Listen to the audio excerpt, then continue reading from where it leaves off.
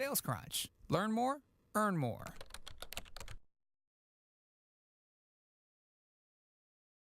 So talk about the sales team a little bit, because you mentioned, speaking to different types of people within the organization, whether it's a product person versus a marketing person differently. But you guys actually take it another step further and sort of figure out who all these people are by their persona, right? And it's becoming increasingly more sort of common. So maybe you could talk about how you've gone through, assigning personas, what they are, and then how the sales team is divided up into these buckets, these demographics within inside of your Sure. So customer.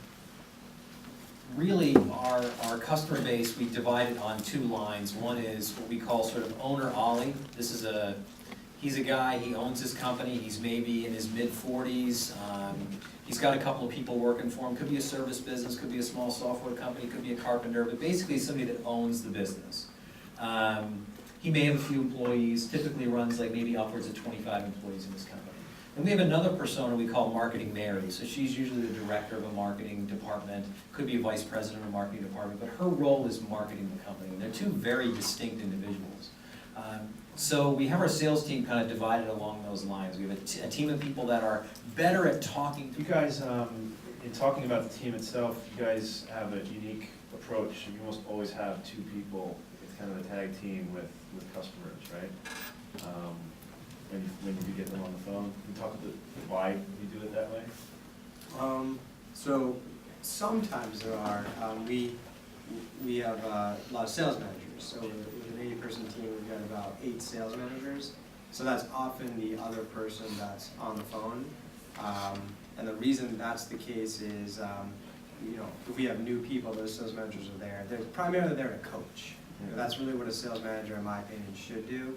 There's a lot of organizations where sales managers push paper all around, like on the forecast, like other administrative tasks, and I think with today's technology, you can automate a lot of that stuff. So we hope that our sales managers are spending the majority of their time coaching, and part of that is just in role playing, but a lot of it is just either modeling behavior by leading certain calls themselves, or listening to the behavior of the lead salesperson and then coaching them afterwards, giving them feedback. There may be other circumstances, like we may know we have a call coming up and they're bringing their CIO on, or their director of IT, and they're going to grill us on what they have to do to their website to hook up HubSpot. Great, let's bring a sales engineer on and they can help out from that perspective. Or we have someone that we know is going to grill into our email marketing into some really complicated, like delivery type questions we don't get that often.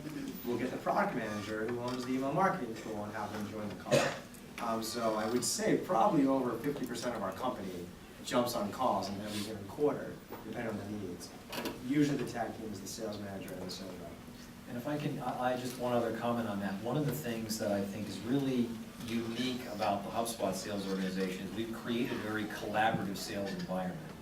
So in addition to what Mark just described, like I'll get pulled on calls a lot because someone will say, I think you're going to actually relate to this person really well. I tend to do really well with consulting organizations, financial organizations, in bringing them into HubSpot. So I have reps that will tap me to come in and sort of be an expert with respect to that, because I can speak the language in certain respects. So and there's other people that, like there's this one woman, she's exceptional at talking about things like related to animals and pet related and stuff like that. She's great at rapport building.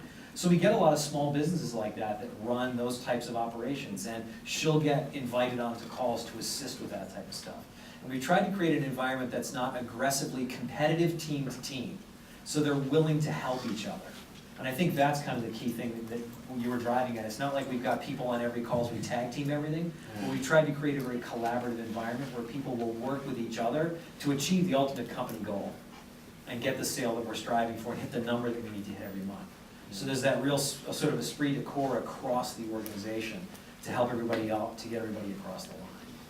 I think your regression analysis isn't exclusive to process, it's also applied to people, right? To find the DNA of a good salesperson. So maybe you can talk a little bit about that. Yeah, so a lot of questions often on like how do you find good salespeople? What does a good salesperson look like? And in my opinion, it really depends on your specific context.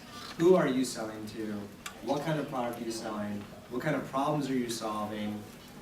Like, I've definitely hired people who are amazing salespeople in one context that didn't do exceptionally well with us. We've hired people who were okay in other contexts and that they do really well with us. So it really does depend on your context, and we did use some regression analysis to discover what are the characteristics that help us predict who is going to be a good salesperson. So we probably did about 1,500 interviews and hired probably 50 people before we did our first analysis. And we would grade everybody at every stage on like 15 different characteristics. And then we ran an analysis of which particular high scores or low scores predict success or non-success. And we were able to redo our whole interview process and our score sheet accordingly. I do believe that there are some generic characteristics that will apply to most sales environments. We kind of have two personas that work well for us. We have the traditional sales persona where they have some experience. And in that case, I'm really looking for top success within their past environments. That's really great predictor. If they were number 2 out of 500, they'll probably succeed in any environment they go to. I look for intelligence measured by how quickly they can learn concepts and then kind of repeat them back to you.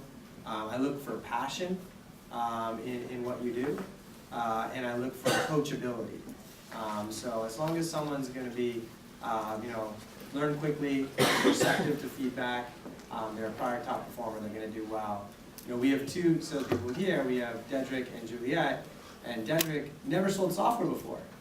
He was from pharma sales, but he's a top performer over there. So I'd much rather take a top performer from someone that hasn't done what we do, has no experience in our space, than someone who's average but knows our space. And then Juliet is actually a Sloan MBA, never sold before. Super smart, never sold before. So what I have to look for her is she an extrovert? Is she going to come in and really like to meet people? Is she going to be okay hearing no 50 times a day? Because that's hard for a lot of people to adjust to. And they're both doing exceptionally well with HubSpot and represent 2 very different personas. How's the 50 no's a day going? I don't You get a like lot it. of yeses. And when people tell me no, then I'm like, I'm not used to hearing no. There you go. How long have you been doing it? I started in July last year, so about almost a year now. So you're getting immune to it though, right? You're building Yeah. the wall. Trying to, it's hard.